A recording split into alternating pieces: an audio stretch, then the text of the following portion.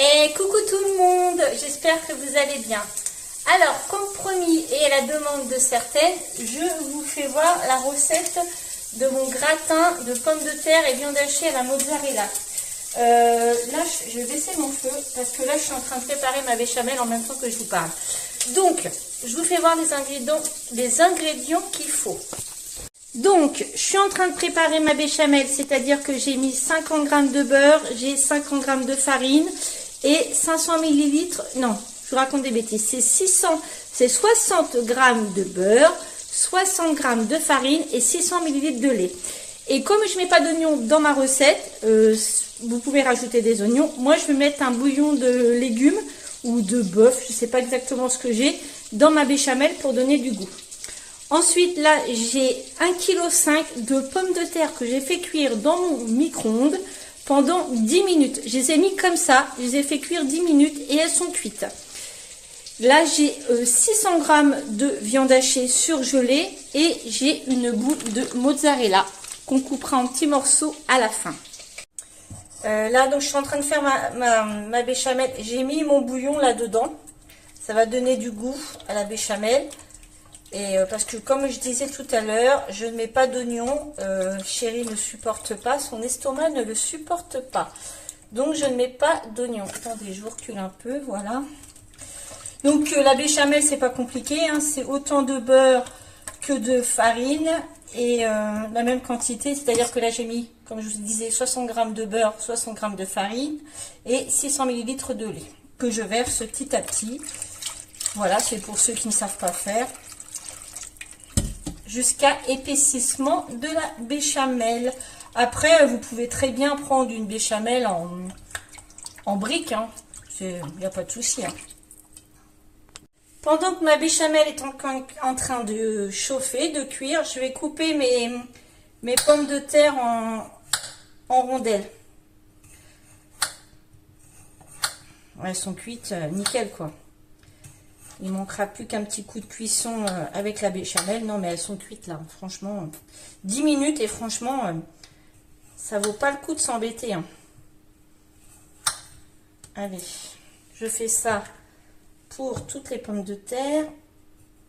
Elles sont encore chaudes. Hein. Et je vous retrouve juste après.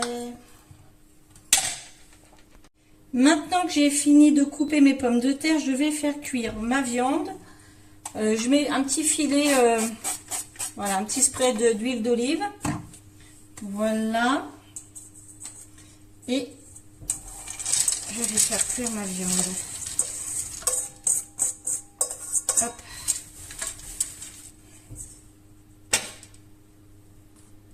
Ma béchamel est prête. Voilà.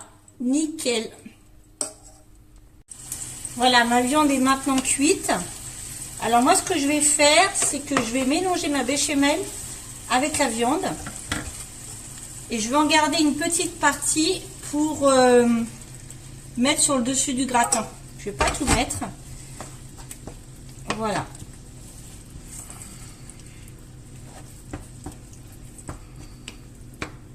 Hop.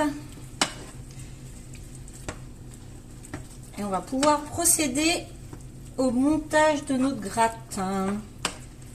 Voilà, nickel.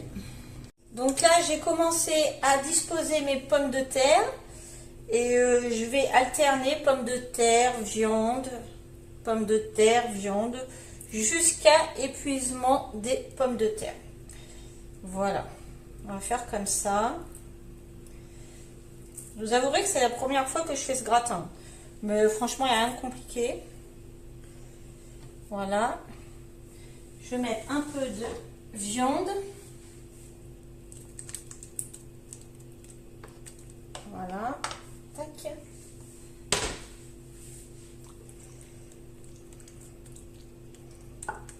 La mozzarella, on la mettra que sur le dessus.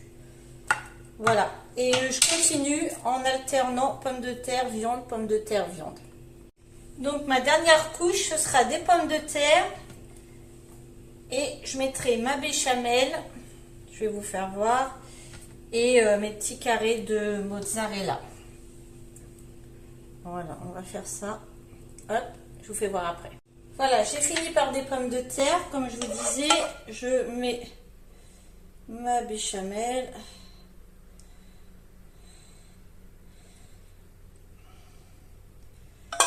Hop. Voilà. Et mes petits carrés de mozzarella sont coupés. J'ai plus qu'à les disposer dans mon plat. Voilà. Je pense que ça va être super bon. Et là, je pense que personne va rechigner. Normalement, ça devrait plaire. Hop.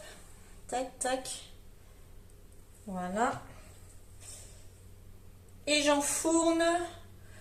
Je pense que c'est 25 minutes à 220 degrés. Mais je vous redirai ça tout à l'heure.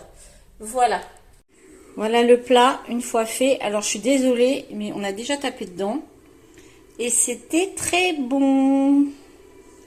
Voilà. Dites-moi ce que vous en pensez. Là, ce soir, je fais des wraps. J'intègre cette vidéo pour celles que ça intéresse. J'ai commencé à faire cuire ma viande, je vous fais voir.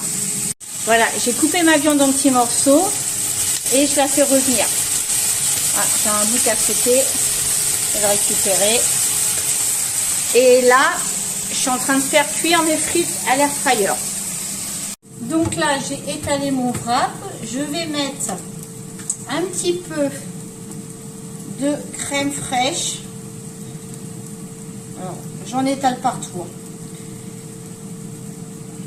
Voilà. Un petit peu de crème fraîche. Ensuite, je mets mes fromages à hamburger. Je vais les mettre comme ça. Tac.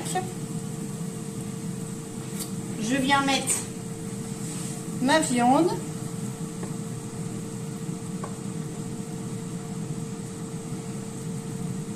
Voilà.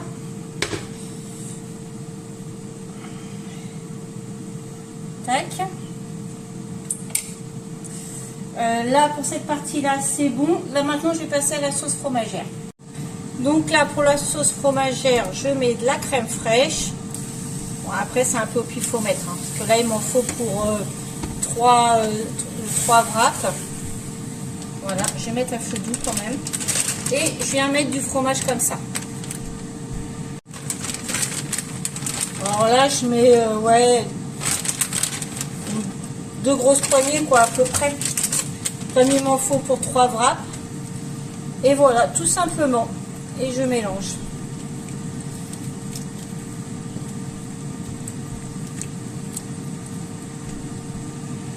Voilà, ma sauce fromagère est prête. Vous voyez, impeccable. Donc là, maintenant, je vais mettre les frites.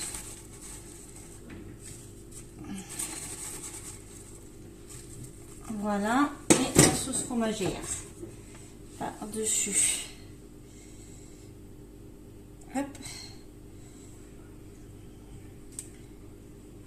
Voilà, et on va fermer le wrap. Avant de fermer le wrap, on sale.